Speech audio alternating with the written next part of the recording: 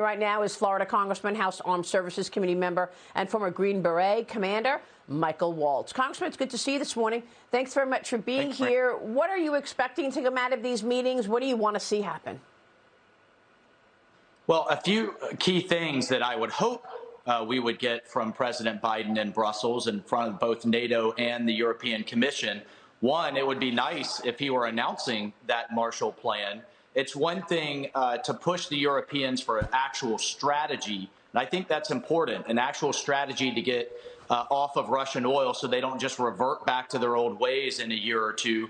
But if he were complementing that with this American Energy Marshall Plan, that would be fantastic. But beyond that, Maria, continuing to demand a real pathway for Europeans to get to 2% of their GDP in defense spending.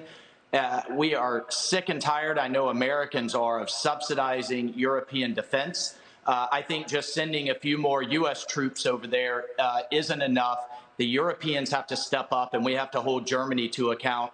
3, let's get Zelensky every single thing he needs, getting a commitment from the Eastern European countries to get them those old Russian air defenses, those legacy Soviet air defense systems into Ukraine. And then 4, some very clear red lines, Maria, very clear on the use of WMD. All options are on the table, including U.S. and NATO intervention if Putin uses a tactical nuke or chemical and biological weapons. Yeah, I mean, this entire month of fighting, it certainly seemed as though Joe Biden was expecting that it was inevitable that Ukraine fall. But as we've spoken in the last month, and as I've heard from many other intelligence officials, there's a path for Ukraine to win with a little help. I wonder what your thoughts are on the nuclear warfare. I imagine coming out of this NATO meeting, the allies are going to use that as that red line, obviously. Kremlin spokesperson Dmitry Peskov is refusing to take nuclear warfare off the table, as Biden is also warning about chemical warfare. Listen to this. Got to get your reaction. How concerned are you about the threat of chemical warfare right now, that Russia will use chemical weapons? How high is that threat? I think it's a real threat. A real threat, Congressman. You say all options need to be on the table, I know, to deter Putin from using chemical weapons and weapons of mass destruction. Can we do that? As long as Biden lets fear of escalation drive his policy, he will continue to give Putin space to escalate.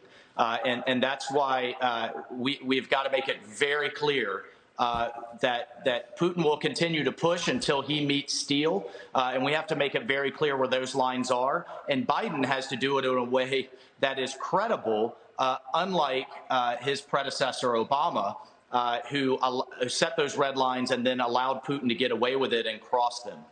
We saw what President Trump did with the use of chemical weapons in Syria. He responded with 59 cruise missiles, and the Assad regime stopped. So those are the types of red lines we have to set. And then one more message out of Brussels, Maria, is to China. The thing the Chinese Communist Party wants the most is access to U.S. dollars and access to the European market.